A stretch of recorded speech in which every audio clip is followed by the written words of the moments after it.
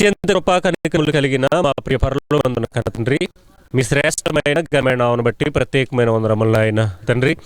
ఈ మధ్యాహ్న కాల సమయం ముందు తల్లి గారు కాంత గారి స్థానిక సంఘటనలు వారి యొక్క ప్రతి ఒక్కరూ తండ్రి యొక్క కార్యక్రమంలో పాలువారుగా ఉన్నారు నాయన. పాటల ద్వారా మీ నామాన్ని మహింపరిచి ఉండగా వాక్య పరిచర్యలో కూడా మీ యొక్క సహాయాన్ని కోరుతూ మీ యొక్క నామ మహిమని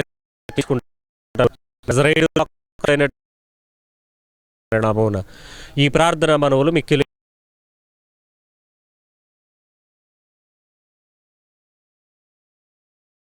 మీద మరణటువంటి ఎవరు ఉండరండి. అదేవిధంగా భూమి మీద పలానా జీవికి మరణమే లేదు అన్నటువంటి ఆలోచన కానీ, పలానా జీవికి మరణం లేదు, పలానా పక్షికి కానీ, పలానా జంతువుకు కానీ, పలానా వ్యక్తికి కానీ అసలు మరణమే లేకుండా వారు చాలా సంవత్సరాలుగా బ్రతుకుతున్నారు అన్నటువంటి ఆలోచన ఎవరి మనసులోనూ కూడా ఉండదు. ప్రతి ఒక్కరికి తెలుసు, ప్రతి మనిషి ఏదో ఒక రోజున మరణానికి అప్పగింపబడతారని. ప్రతి జీవి కూడా మన కళ్ళ ముందు ప్రతిరోజు ఎన్నో 100 రకాల జీవరాశులు కూడా మరణానికి అప్పగింపబడడం అనేది మనం చూస్తున్నాం. ఈ ప్రకృతిలో ఈ యొక్క శరీరాన్ని ధరించుకున్న ప్రతి జీవి కూడా ఏదో రోజున మరలా మర్చిపోకూడదు ప్రియమైన వాళ్ళరా. ఈ భూమి మీద మనం బతుకుతూ ఉంటాం కనుక మనకంటూ ఎన్నో బంధుత్వాలు ఇవన్నీ బ్రతుకుతూ ఉంటాం. వారు మన మధ్యలో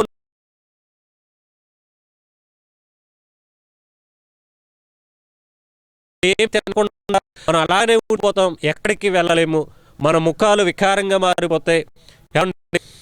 ప్రతి రెడీ అయ్యేటంటే మనం పరిస్థితిలో మనం ఎలాంటి కూడా సంతోషం కూడా చాలా దిగాలుగా దిగులుతో బెంగతో భీతితో కొనసాగిస్తూ ఉంటాం. మరలా ఎవరి పనులకు వారు వెళ్ళి ఆ యొక్క పని చేసుకోవడానికి కూడా వారికి చాలా కష్టంగా అనిపిస్తూ ఉంటుంది. చాలా భయంకరమైన ఒక నిస్సహాయ స్థితిలోనికి మనమంతా వెళ్ళిపోవడం అనేది మనం చూస్తున్నాం ప్రియమైన దేవుని వర్లారా. అయితే మరి మరణం నుండి మరి ఎవరు తప్పిస్తారే? ఈ భౌతికమైన ఈ శరీరానికి వచ్చేటువంటి మరణం నుండి తప్పించరండి. అయితే భూమి మీద ఈ మరణాన్ని మనం పుట్టుకున్న తర్వాత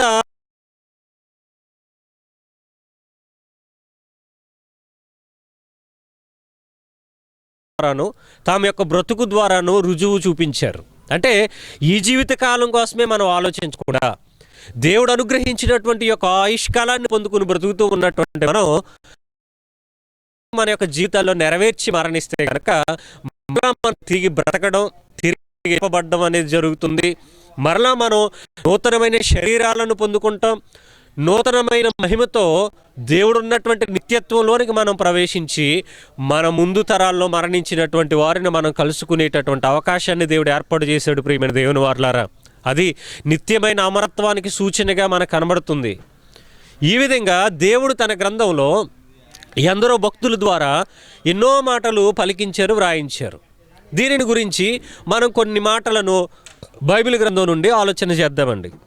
ఏమండి, కాంతమ్మ గారి గురించి మనం ఆలోచన చేసినప్పుడు ఆమె వృద్ధాప్యంలో మరణానికి అప్పగింపబడ్డారు. వృద్ధ వయస్సు.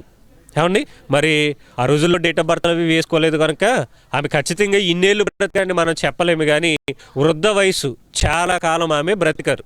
ఏమండి, ఆ వృద్ధ వయస్సు మనం ఈ రోజున అంత వృద్ధాప్యం వచ్చే వరకు చాలా మందిని చూడలేకపోతున్నాం. ఏమండి, గ్రామీణ వాతావరణంలో అయితే మనకు వృద్ధులు కనిపిస్తారు, నడువంగిపోయి కర్ర పట్టుకుని నడిచేటటువంటి బామ్మలు కనిపిస్తారు, తాతలు కనబడతారు. కానీ పట్టణాలకు వెళ్ళి మనం ఆలోచన చేసామనుకోండి, పట్టణంలో నడి వయసులో ఉన్నవారు తప్ప ఆవిడ వృద్ధ వయస్సు కలిగినటువంటి వారు ఎవరు కూడా మనకు కనబడరండి. అంటే ఈ విధంగా గ్రామీణ వాతావరణంలో బ్రతికేటటువంటి వారి యొక్క ఆహారపు అలవాట్లు కానీ, వాళ్ళు చేస్తున్నటువంటి పనులు కానీ, వారు ఉంటున్నటువంటి ఈ యొక్క ప్రకృతిలో అంటే ఈ వాతావరణం అనేది కల్మషం లేకుండా అంటే కలుషితం లేకుండా ఉంటుంది కనుక ఇక్కడ బ్రతికే వాళ్ళు కొంచెం ఎక్కువ ఆయుష్కాలాన్ని కలిగి ఉంటారు. కానీ చాలామందిని మనం ఈ రోజుల్లో చూస్తుంటే అర్ధాంతరంగా తనువుని చాలించి వెళ్ళిపోయేవారిని మనం చూస్తున్నాం. ఉదాహరణకి చాలామంది యవనస్తులు మనం చూస్తుంటాం. చాలామంది యవనస్తులు ఏమండి, వారు దేనికో ప్రాకులు పడి దేవుడిచ్చినటువంటి ఆయుష్కాలమంతా బ్రతకకుండా వారి జీవితాన్ని అర్ధాంతరంగా ముగించుకుంటారు. ఉదాహరణకి ప్రేమ వివాహాల పేరుతో ఇంట్లో చాలా రకమైనటువంటి గొడవలకు వారు వెళ్ళిపోవడం, ఆ గొడవల మధ్య ఇరుగు పొరుగు వారు లేదా కుటుంబ సభ్యులు ఒప్పుకోనప్పుడు మేము బ్రతకడం వేస్ట్గా, అతను లేకుండా నేను బ్రతకలేనని, నేను లేకుండా అతను బ్రతకలేడని ఇద్దరు కూడా సూసైడ్ చేసుకుని చచ్చిపోయేటటువంటి ఉదంతాలు మనం చూస్తాం. ఎగ్జామ్స్లో ఫెయిల్ అయిపోయినప్పుడు కానీ ఏమండి, కొన్ని యాక్సిడెంట్లలో కానీ, కొన్ని గొడవల మధ్య కానీ, అంటే దేవుడిచ్చినటువంటి ఆయుష్కాలం అంతా బ్రతకకుండా వీళ్ళు మధ్యలోనే వెళ్ళిపోతున్నారు. కానీ ఈ గ్రామీణ వాతావరణంలో బ్రతికేటటువంటి వారిని చూసామనుకోండి, నిజముగా దేవుడిచ్చినటువంటి ఆయుష్కాలం అంతా బ్రతికి వృద్ధాప్యం వచ్చే వరకు కూడా బ్రతికి ఏమండి వాళ్ళు తనువు చాలించడాన్ని మనం చూస్తున్నాం. దీనికి సంబంధించి ప్రసంగి గ్రంథంలో ఈ యొక్క మాటను కూడా మనం ఆలోచన చేద్దాం. 7వ అధ్యాయము 17వ వచ్చిన భాగాన్ని మనం ఆలోచన చేద్దామండి. ప్రసంగి గ్రంథము 7వ అధ్యాయము 17వ వచ్చిన భాగాన్ని మనం ఆలోచన చేద్దాం. అధికముగా దుర్మార్గపు పనులు చేయము, బుద్ధిహీనముగా తిరగవద్దు, నీ కాలమునకు ముందుగా నీ వేళ చనిపోదువు అన్నటువంటి మాటను మనం చూస్తున్నామండి. అధికంగా దుర్మార్గపు పనులు చేసే వాళ్ళని మనం చూస్తాం ఈ లోకంలో. వీడు ఎప్పుడో సడన్గా చచ్చిపోతాడు, వీడు అసలు మంచోడు కాదు, వీడు ఎవ్వరు మాట్లాడలేదు, దుర్మార్గుడండి వీడు అని చాలామంది శాపనార్థాలు కూడా పెడతారు, మనం వింటుంటాం. ఏమండి, దుర్మార్గపు పనులు చేసేవాళ్ళు. అదేవిధంగా బుద్ధిహీనముగా తిరగొద్దు అంటారు. చాలామంది ఈ రోజున యూత్ గురించి మనం ఆలోచన చేసామనుకోండి, ఎంత రెక్లెస్గా బ్రతుకు, వీళ్ళు ఎంత ర్యాష్గా డ్రైవ్ చేస్తారండి. అది కారు కావచ్చు, బండి కావచ్చు. ర్యాష్ డ్రైవింగ్, రెక్లెస్గా సమాధానాలు చెప్పడం, ఓవర్ స్పీడ్ వెళ్ళిపోవడం, ఏమండి ఇష్టం వచ్చేట్టుగా మాట్లాడడం, చేయరాని తప్పులు చేయటం. ఈ విధంగా చెప్పుకుంటే రెండని కాదండి,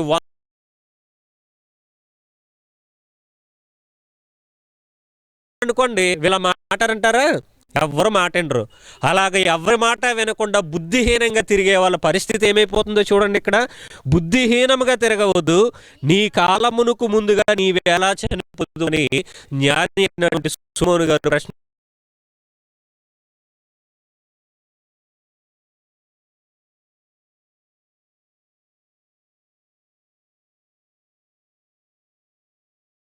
వెళ్ళిపోతున్న వాళ్ళని మనం సమాజంలో చాలా మందిని చూస్తున్నాం.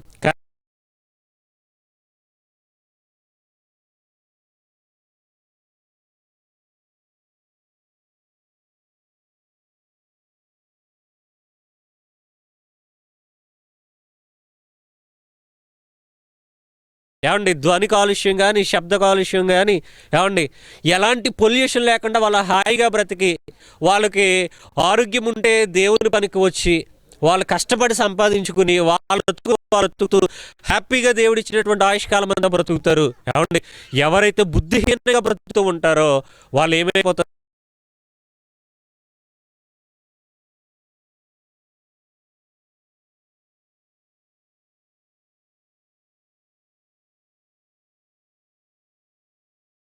సంవత్సరాల ఆయుష్కాలం రాశాడు అనుకోండి ఒక యవనస్తునికి దేవుడు, ఆయన లెక్కలో వాడిని పుట్టించేటప్పుడు 70 ఏళ్ళు ఇచ్చాడు ఆయుష్కాలం.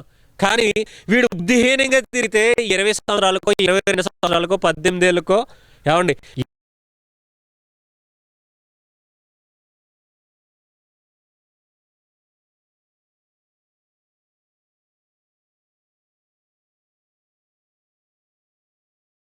ఎగ్జామ్లో ఫెయిల్ అయిపోయాడని సూసైడ్ చేసుకున్నాడు. ఎందుకు ఫెయిల్ అయిపోయాడు? సరిగా చదవలేదు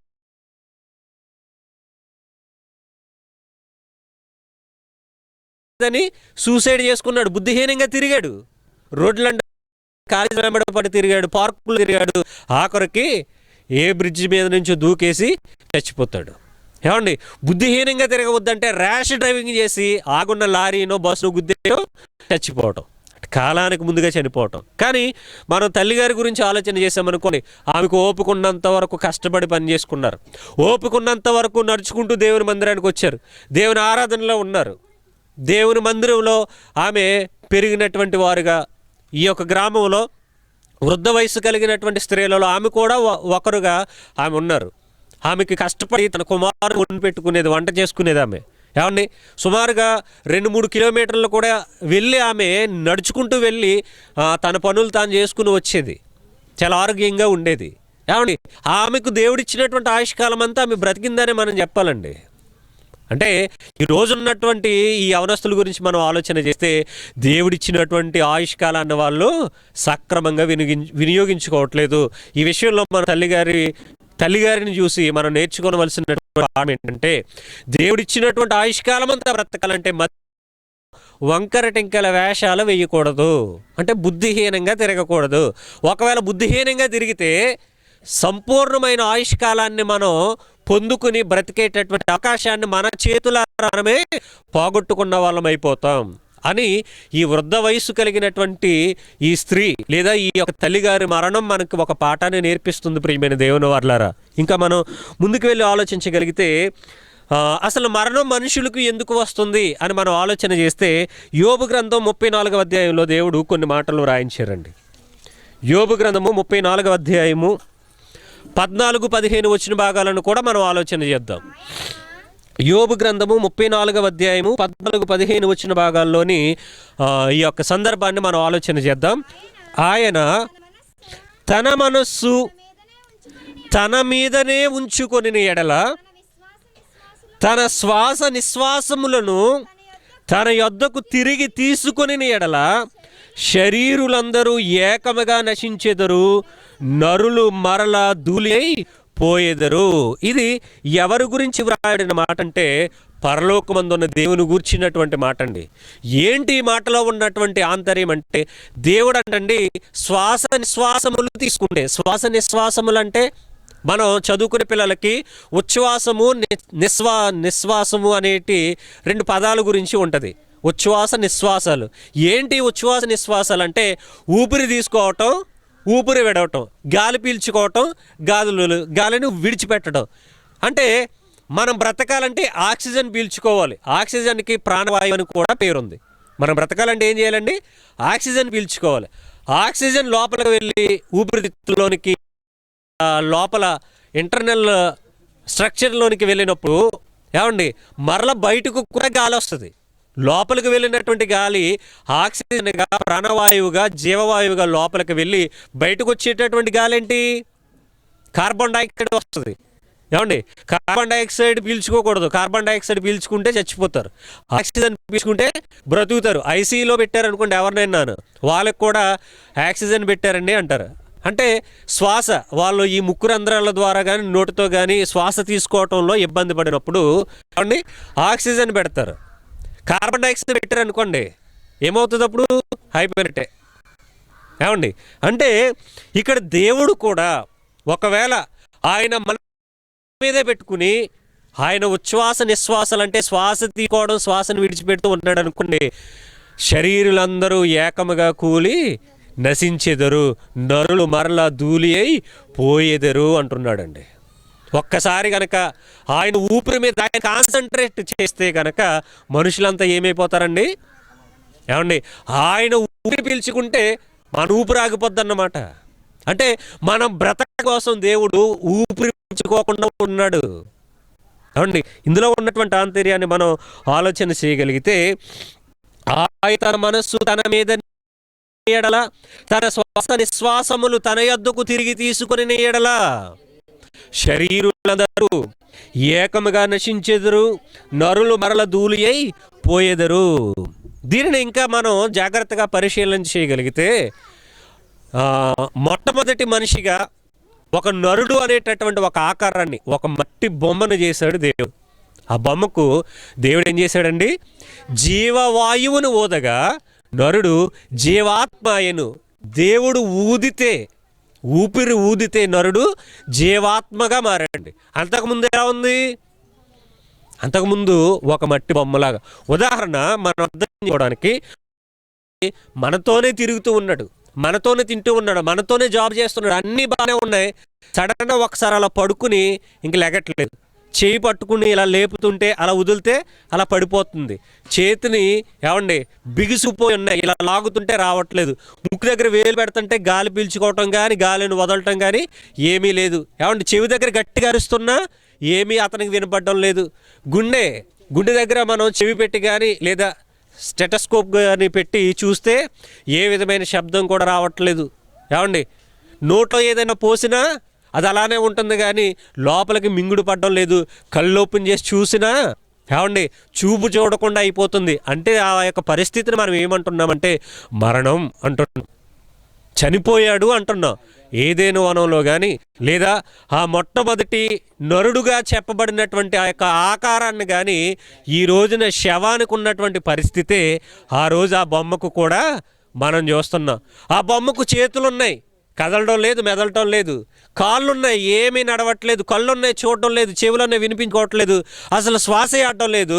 ఆ రోజున ఆ బొమ్మకున్నటువంటి పరిస్థితే ఈ రోజున మనం మరణించామని చెప్పుకునేటటువంటి పరిస్థితి. అప్పుడు ఏం చేస్తాడు మరి దేవుడు? ఆయనలో ఉన్నటువంటి ఆత్మను లేదా జీవవాయువు బొమ్మ ఏమైందప్పుడు జీవాత్మను పొందుకుంది, లేచింది, నడిచింది, చూచింది, మాట్లాడింది, వినిపించుకున్నది, రుచి చూచింది, అన్నీ వచ్చేసాయి.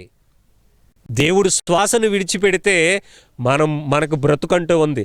ఆ శ్వాసను కనుక తీసేసుకున్నాడు అనుకోండి ఆయన వెనక్కి, ఈ మట్టి బొమ్మలుగా ఉన్నటువంటి మనందరిలో నుండి కూడా దేవుడు ఒకానొక రోజున పంపించినటువంటి ఆ యొక్క శ్వాస ఉంది కనుక మనం ఇలా బ్రతక. ఆ శ్వాస కనుక వెనక్కి వెళ్ళిపోతే ఏమైపోతాం? ఏమండి ఇక్కడ వ్రాసారు కదండి, ఆయన తన మనస్సు తన మీదనే ఉంచుకొని ఎడలా తన శ్వాస నిశ్వాసములు తన యొద్దకు తిరిగి తీసుకున్న ఎడల శరీరులందరూ ఏకముగా నశించిపోతారంటండి. అంటే దేవుని శ్వాస తీసుకున్నాం కనుక మనం బ్రతికాం. మనలో ఉన్నటువంటి ఆ యొక్క శ్వాసను కనుక ఆయన వెనక్కి పిలిచేసుకున్నాడు అనుకోండి మనం చనిపోతాం. శ్వాసగా పిలువబడుతుంది ఇక్కడ ఆత్మప్రియమైన దేవుని వారలారా. ఈ స్థితిని ప్రతి మనిషి కూడా ఒకానొక రోజున పొందుకుంటాడు. ఏమండి ఒకానొక రోజున ప్రతి మనిషి కూడా ఈ యొక్క స్థితిని పొందుకుంటాడు. ఈ యొక్క పరిస్థితికి వెళ్లకుండా మనం ఎవరు ఆపము. కానీ చనిపోయిన తర్వాత కూడా దేవుడు మరలా మనకు బ్రతుకునిస్తానంటున్నాడు. ఆ యొక్క బ్రతుకును మనం పొందుకోవాలంటే ఈ భూమి మీద క్రీస్తు ప్రభు వారిని మనం ఆశ్రయించాలి. ఆయన రక్తం మన పాపాలను ఒప్పుకుని కడుక్కోవాలి. మన పాపభూయిష్టమైన మన బ్రతుకులను ఏమండి తెలుపు చేసుకోవాలి, రక్షణ భాగ్యంలోనికి రావాలి. అలా ఎవరైతే వస్తారో వాళ్ళు క్రీస్తు ప్రభువారు రెండవ రాకడలో మృతుల పునరుత్థానం ద్వారా ఏమండి దేవుని సంఘముగా లేదా దేవుని రాజ్యముగా పరలోకమందున్న దేవునికి అప్పగింపబడేటటువంటి ఒక మంచి గడి అనేది మన కోసం ఎదురు చూస్తుంది. ఆ మహిమలోకానికి వెళ్ళి ఆ మహోన్నతిని చెంతకు వెళ్ళాలంటే భూమి మీద దేవుని పిల్లలుగా మనం బ్రతకాలి. ప్రియమైన దేవుని వారలారా, ఇంకా ముందుకు వెళ్ళి మనం ఆలోచన చేస్తే కీర్తనల గ్రంథము 144వ అధ్యాయము 4వ వచనం అండి. కీర్తనల గ్రంథము 144వ అధ్యాయము 4వ వచనం భాగం. నరులు వట్టి ఊపిరిని పోలి ఉన్నారు, వారి దినములు దాటిపోవు నీడవలే ఉన్నవి. నరులంతా ఎలా ఉన్నారంటండి? ఊపిరి. ఏమండి ఊపిరి ఎంతసేపు ఉంటుంది? మనం కూడా ఎవరన్నా కొంతమంది పెద్దవాళ్ళు ఉన్నారనుకోండి, ఇప్పటి వరకు బాగానే ఉన్నాడండి, ఊపిరి ఆడలేదండి, ఊపిరి ఆగిపోయిందండి అని చెప్తారు. ఊపిరి ఆడకపోవడం ఏంటి? ఊపిరి ఆగిపోవడం ఏంటి? ఊపిరి ఆడకపోతే ఏమండి చనిపోతారు. ఊపిరి ఆడకపోతే చనిపోతారు. నరులందరూ వట్టి ఊపిరిని పోలి ఉన్నారు. ఆ ఊపిరి ఎప్పుడు వెళ్ళిపోతుంది బయటికి? ఎవరికీ తెలియదు. దేవుడు నిర్ణయించినటువంటి ఆయుష్కాలం ఏమండి ఎంతైతే దేవుడు నిర్ణయించాడో అంతకాలము కూడా దేవుని చిత్తానుసారంగా ఉంటే గనక ఊపిరి దేవుడు ఇచ్చేటువంటి ఆయుష్కాలం అంతా ఉండి అప్పుడు వెళ్తుంది. లేదా మధ్యలో మనం ఏమైనా ఎక్స్ట్రాలు చేసామనుకోండి, బుద్ధిహీనంగా తిరగవద్దని ఇంకా చాలా మాటలు దేవుడు చెప్పాడు కదండి. అలాంటి మధ్యలో మనం టర్న్ తీసుకున్నాం అనుకోండి, దేవుని వైపు ప్రయాణం మధ్యలో మనకి యూటర్న్ తీసుకుని మనకు నచ్చిన మార్గంలోనికి వెళ్ళిపోయామనుకోండి, అప్పుడు ఏమైపోతాం? దేవుడు మరలా శ్వాసను వెనక్కి తీసేసుకుంటాడు. బుద్ధిహీనంగా తిరిగితే కారణం ముందుగా చనిపోయేటటువంటి ప్రమాదం ఉంది. ప్రియమైన దేవుని వారలారా, ఇంకా మనం ముందుకు వెళ్ళి ఆలోచన చేద్దాం. ఏమండి ప్రసంగి గ్రంథం మనకందరికీ తెలిసినటువంటి మాట ఇది. ప్రసంగి గ్రంథము 12వ అధ్యాయము 7వ వచన భాగాన్ని కూడా మనం ఆలోచన చేద్దామండి. ప్రసంగి గ్రంథం 12వ అధ్యాయము 7వ వచనం. మన్నైనది వెనుకటి వలనే మరలా భూమికి చేరును, ఆత్మ దాన్ని దయచేసిన దేవుని యొద్దకు మరలా పోవును. మొన్నైనది వెనకటి వలె ఏమండి మరలా భూమికి వెళ్ళిపోతుందంటండి. ఆదాము గారి గురించి మనం ఆలోచన చేస్తే, ఆదాము గారు దేనితో నిర్మించబడ్డారండి? మట్టితో. దేవుడైన యెహోవా నేల మంటితో నరుని నిర్మించి వాని నాసికారంధ్రములలో జీవవాయువును ఓదగా నరుడు జీవాత్మాయను అన్నటువంటి మాట కదండి. ఈ యొక్క మానవ ఆకారం అనేది మట్టితో నిర్మించబడింది. మరలా ఒకానొక రోజున ఈ యొక్క మట్టి ఘట్టం ఏమైపోతుందంటండి, మన్నైనది వెనకటి వలనే మరలా మన్నుకు చేరుతుంది, మట్టిలోనికి వెళ్ళిపోతుంది. ఏమండి లేదండి, అలాంటి అవకాశాలు ఏమీ లేవు, ఇది మట్టి దేహం అయినా మరలా మట్టికి చేరే అవకాశం లేదు అంటూ శాస్త్రవేత్తలు ఈ రోజున మానవుని యొక్క ఆయుష్కాలాన్ని అమాంతం 1000 సంవత్సరాలు 2000 సంవత్సరాలు పెంచేద్దామని పాపం ననపాట్లు పడుతున్నారు, కానీ వాళ్ళ వల్ల కావట్లేదండి. అందుకనే పిరమిడ్స్లో మమ్మీలను కూడా భద్రం చేస్తున్నారు. అంటే మమ్మీలు అంటే చనిపోయినటువంటి శవాలను కొన్ని కెమికల్స్ వేసి వాటిని ఇంకా అలా ఉంచుతూ ఉన్నారు. ఇప్పటికీ కూడా ఇప్పుడు ఈజిప్టియన్ పిరమిడ్స్ అనేవి మనకు కనబడతాయి. ఇశ్రాయేలీలు బానిసలుగా ఉన్నప్పుడు వాళ్ళు కష్టపడి నిర్మించినటువంటిది ఇప్పటికీ కూడా మమ్మీలు ఉన్నాయి. వాళ్ళ యొక్క రాజులు ఫరోస్ కానీ వాళ్ళ దేశంలో ఇంకా గొప్ప గొప్ప వాళ్ళ మమ్మీలు ఇప్పటికీ ఉన్నాయి. అంటే వాళ్ళకు ఉన్నటువంటి ఆలోచన ఏంటంటే అప్పటి నుంచి ఉంది, మరణించారు కదా వీళ్ళని ఎలాగోలాగా ట్రీట్మెంట్ చేసేసి మరలా బతికేద్దాం అనేసి. ఏమండి ట్రీట్మెంట్ చేసి బతికేయాలంటే కదా.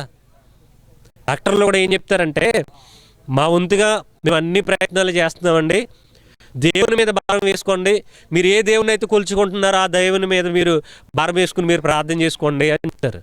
అంటే మన చేతులెత్తి నమస్కరించి లక్షల రూపాయలు ఫీజు కట్టి ఆపరేషన్లు చేయించి ఏమండి ఆరోగ్యం కొరకు మందులు వాడి మెడిసిన్స్ వాడి ఎన్నో చేసినా ఏమండి ప్రాణభిక్ష పెట్టారండి పలానా డాక్టర్ అని మనం చెప్పిన నాకు రోజు అంటాడు, మా వంతుగా మేము ప్రయత్నం చేసాం, మా వల్ల కాలేదు, ఆ దేవుడు కరుణిస్తే మేము ఏమైనా చేయగలం, మా ప్రయత్నం మేము చేస్తాం, ఆ దేవుడు కరుణిస్తే కనుక ఈ మనిషి దక్కుతాడు అని చెప్తారండి. ఏమండి దేవుడు రాసినటువంటి మాట ఎప్పుడు నిరర్ధకం కాదు, వేస్ట్గా పోతుంది. మన్నైనది వెనుకటి వలె మరలా భూమికి చేరును. అందరి దేహాలు భూమికి వెళ్ళిపోతున్నాయండి. ఏమండి అంటే బాక్సులో పెట్టి మట్టిలో పెడితేనే భూమికి చేరుతుంది, కాలిస్తే ఎలా అండి, కాలిస్తే బూడిదైపోతుంది కదా అనుకుంటే ఆ బూడిద కూడా ఒకనొక రోజున ఎలా మారిపోతుంది, మరలా మట్టిలోకే మారిపోతుంది. ఏమండి మీరు సామాన్లు కడగడానికి బూడిద వాడతారు కదా, పుల్లలు కట్టెల పొయ్యిలో వాడేటటువంటి బూడిద. ఆ బూడిదన మామూలుగా ఉన్నటువంటి నేల మీద చల్లేసి ఊరుకోండి, కొద్ది రోజుల్లో అది ఏమైపోతుంది, మరలా మట్టి అయిపోతుంది. మట్టి అంటే దేవుడు చెప్పినటువంటి ఈ మాట ప్రతి ఒక్కరి జీవితంలోనూ కనబడుతుంది. మనం కాల్చిన లేదా మట్టిలో పెట్టినా అది బూడిదే అవుతుంది, మట్టి అయిపోతుంది. తర్వాత వ్రాయబడిన మాట ఉంది చూడండి, ఇది ఎంతమంది జీవితంలో నెరవేర్చబడుతుంది? మొన్నైనది వెనుకటి వలె మరలా భూమికి చేరును, అందరి జీవితాల్లోనూ చేరుతుంది. ఇది తర్వాత ఉన్నటువంటి మాట చూడండి, ఆత్మ దాన్ని దయచేసిన దేవుని యొద్దకు మరలా పోవును. ఎంతమంది లేదా ఎన్ని ఆత్మలు దేవుడు దయచేసినటువంటి ఆ యొక్క లోకానికి లేదా వచ్చినటువంటి ఆ దేవుని యొద్దకు వెళ్తున్నాయి చెప్పగలరా మీరు? ఇప్పుడు ఆలోచన చేసామా? ఫర్ ఎగ్జాంపుల్ ఈ రోజు నేనున్నానండి, నా భక్తి జీవితం నా దేవునికి తెలుసు, మీరున్నారు, మీ భక్తి జీవితం దేవునికి తెలుసు. అయితే దేవుడు మన భక్తి జీవితాలను కొలవడానికి ఈ కొలమానాన్ని పెట్టాడు. ఆయన మన భక్తి జీవితాలను కొలవడానికి ఈ కొలమానాన్ని పెట్టాడు. ఈ కొలమానంతో కనుక మన భక్తి జీవితాలు సరితూగలేదనుకోండి, అంటే ఈక్వల్గా ఉండాలి, సమానంగా ఉండాలి. దేవుడు చెప్పినటువంటి శాసనాలను బట్టి ఆయన మాటలను బట్టి ఎంతమంది అయితే బ్రతుకుతున్నారో ఇప్పుడు ఆత్మ దాని దయచేసినటువంటి దేవుని యొద్దకు చేరును అన్నటువంటి పదం లేదా ఆ యొక్క మాట అక్కడ నెరవేరుతుంది. కానీ ఈ కొలమానంతో సరితూగనటువంటి బ్రతుకులు చాలామంది బ్రతుకులు మనకు కనబడుతూ ఉంటాయి. చాలామంది బ్రతుకుల్లో ఈ కొలమానం ఉండదు. చాలామంది దేవుని నమ్ముకోరు. నేను ఎందుకు నమ్ముకోవాలంటాడు, దేవుడు నాకు ఏం మేలు చేశాడంటాడు. ఇలాంటి మరణాలు సంభవించినప్పుడు దేవుడు మాకు అన్యాయం చేశాడని ప్రతి ఒక్కరు మాట్లాడుతూ ఉంటారు. ఏమండి చాలా రకరకాలుగా ఎన్నో ఇబ్బందికరమైన మాటలు దేవుని అంటూ ఉంటారు. ఇలాగ గనక మనం ఆలోచన చేసామనుకోండి, నేను ప్రతి వారం దేవుని మందిరానికి ఎందుకు రావాలండి, నేను అసలు బాప్తిసం ఎందుకు తీసుకోవాలండి, నేను ఏమన్నా పాపం చేశానా, నేనేమన్నా మర్డర్ చేశానండి బాప్తిసం తీసుకోవడానికి, నేనేమన్నా దొంగతనం చేస్తున్నాను దేవుని నమ్ముకోవడానికి అని చాలా వితండవాదాలు చేసే వాళ్ళు ఉంటారు. ఇలా ఎవరైతే కనుక ఈ కొలమానానికి సరిపడగా వాళ్ళ యొక్క బ్రతుకులు బ్రతకడం లేదో వాళ్ళ యొక్క ఆత్మలండి దేవుడు దయచేశాడు కదా, వాళ్ళ ఆత్మనైనా మన ఆత్మనైనా మీ ఆత్మనైనా నా ఆత్మనైనా దేవుడు పరలోకం నుండి ఉన్నటువంటి దేవుడు ఆయనే పంపించారు. మరలా తిరిగి అక్కడికి వెళ్ళాలంటే దేవుడు ఒక కొలమానం పంపించాడు. ఆ కొలమానం ప్రకారమే అక్కడికి వెళ్తుంది. ఆ కొలమానం ప్రకారం బ్రతికితేనే అక్కడికి చేరుతుంది, లేకపోతే మధ్యలోనే ఏమండి బుద్ధిహీనంగా తిరిగిన వాడి యొక్క ఆయుష్కాలం ఏ విధంగా అయితే ముగిసిపోతుందో ఈ కొలమానం ప్రకారంగా బ్రతకని వాని యొక్క ఆత్మ కూడా దేవుడు ఉన్నటువంటి నిత్యత్వానికి, ఆ మహిమలోకానికి లేదా పరలోక స్వాస్థ్యానికి పొందుకోవడానికి అవకాశం లేకుండా పరలోకానికి వెళ్ళాల్సినటువంటి ఆత్మ పాతాళ లోకంలో నరకంలో కాలి మాడిపోయేటటువంటి ఒక ప్రమాదం ఉంది. దానిని ఎవరైతే గ్రహించి క్రీస్తు నామాన్ని అంగీకరించి పాపాలు ఒప్పుకుని బాప్తిసం తీసుకుని బ్రతుకుతారో దేవుని కొరకు, వారు దేవుడున్నటువంటి లోకానికి వెళ్తారు. ఏమండి ముందుగా చెప్పినట్టుగానే మన్నైనది వెనకటి వలె మరలా భూమికి చేరుతుంది, అందరి జీవితాల్లోనూ చేరుతుంది, అందరి జీవితాల్లోనూ చేరుతుంది. మరి రెండవ మాట ఎంతమంది జీవితంలో నెరవేరుతుంది? ఆత్మ తాను దయచేసినటువంటి దేవుని యొద్దకు మరలా పోవును. ఎంతమంది ఆత్మలు వెళ్తున్నాయండి? ఎంతమంది ఆత్మలు వెళ్తున్నాయి? ఈ రోజున ధైర్యంగా ఈ క్షణాన్న కనుక నేను మరణిస్తే దేవుడు ఉన్నటువంటి లోకానికి వెళ్ళిపోతానండి, యేసుక్రీస్తు వారు ఉన్నటువంటి పరలోకానికి వెళ్ళిపోతానండి, దేవుని సింహాసనం మీద ఆయన నాకు కూడా చోటిస్తాడండి అన్నటువంటి నమ్మకాలు కలిగినటువంటి విశ్వాసులు ఎంతమంది ఉన్నారండి క్రైస్తవుల్లో? ప్రశ్నార్థకం. చాలామంది ఏదో నామకార్థంగా బతికేస్తున్నాము కానీ దేవుని కొరకు బతుకుతున్నామని చెబుతాం, కానీ నిజంగా ఈ క్షణాన్న మరణం కనుక వస్తే మన జీవితంలో ఎన్నో పాపపు మరకలు కనబడుతూ ఉంటాయి. ఏమండి రక్తపు డాగులు కనబడుతూ ఉంటాయి. ఆ డాగులు ఆ మరకలు కనుక మనం వదుల్చుకొనకపోతే సర్ప సబ్బు పెట్టి కడుక్కుంటూ పోయేది కాదది. క్రీస్తు ప్రభు వారి యొక్క పరిశుద్ధమైన అమూల్యమైన నిర్దోషమైన నిష్కల్మషమైన రక్తంలో కడుక్కుంటేనే తప్ప మనకు పరలోకం చేరే అవకాశం లేదు. కనుక దేవుడిచ్చినటువంటి ఆయుష్కాలాన్ని అర్ధంతరంగా సూసైడ్ల రూపంలోనో యాక్సిడెంట్ల రూపంలోనో బుద్ధిహీనంగా తిరిగి అకాలంగా మరణించి దేవుడు ఇచ్చేటటువంటి పరలోకాన్ని కోల్పోకుండా ఉండాలంటే, దేవుడిచ్చినటువంటి పరిపూర్ణమైన ఆయుష్కాలాన్ని మనం పొందుకోవాలంటే దేవుడు చెప్పినటువంటి ఈ కొలమానం ప్రకారంగా బ్రతికి దేవుడు ఉన్నటువంటి మహిమలోకం చేరుకోవాలని ఆకాంక్షిస్తూ నా మాటలు ముగిస్తానండి. కుటుంబ ఓదార్పు కొరకు ఈ యొక్క కూడికకు వచ్చినటువంటి ప్రతి ఒక్కరికి నా నిండు మనసుతో హృదయపూర్వక వందనములు తెలియచేస్తూ ప్రార్థన చేసుకుందాం.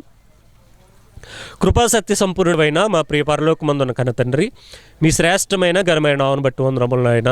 ఈ మధ్యాహ్న కాల సమయమందు సోదరిమణి పులిదిండి కాంతమ్మ గారిని తండ్రి మేము జ్ఞాపకం చేసుకుని మా యొక్క జీవితాలకు అవసరమైన ఎన్నో ఉపయోగకరమైన మాటలు ఈ యొక్క కూడిక ద్వారా నేర్చుకోవడానికి మీరు చూపిన కృపను బట్టి వందనములు నాయన. వారి యొక్క కుమారుడు, కోడలు గారు, మనవులు తండ్రి, వారికి స్థానిక గ్రామ ప్రజలకు, స్థానిక సంఘ బిడ్డలకు, కూడి వచ్చినటువంటి బంధువులకు, మిత్రులకు ప్రతి ఒక్కరికి ఓదార్పును దయచేయండి. ఒకనొక రోజున తండ్రి మేమందరము ఆ యొక్క తల్లిగారిని కలుసుకుని చూసేటటువంటి భాగ్యం మాకందరికీ మీరు అనుగ్రహిస్తారన్నటువంటి నమ్మకంతో దేవా ఈ యొక్క కార్యక్రమంలో తల్లిగారిని జ్ఞాపకం చేసుకున్నాం తండ్రి. జరగబోయేటటువంటి ప్రతి విషయంలో కూడా మీ యొక్క సహాయాన్ని దయచేయమని, మీ చిత్తం అయితే వారి కుటుంబంలో సుఖ సంతోషాలు దయచేసి వారి యొక్క కుమారుని యొక్క జీవితంలో మేలు చేసి తండ్రి మీ యొక్క మందిరానికి నడిపించి వారి యొక్క సంసారాన్ని కూడా తండ్రి మీరే చక్కబెడతారని కోరుతూ నజరేయుడు లోకరక్షకుడైన క్రీస్తు ప్రభుల వారి ఉన్నతమైన నామమున ఈ ప్రార్థన మనవులు మిక్కిలి వినయంతో బ్రతిమలాడి వేడుకుని ఆడుచున్నాను పరమ తండ్రి. ఆమేన్. అందరికీ వందనాలండి.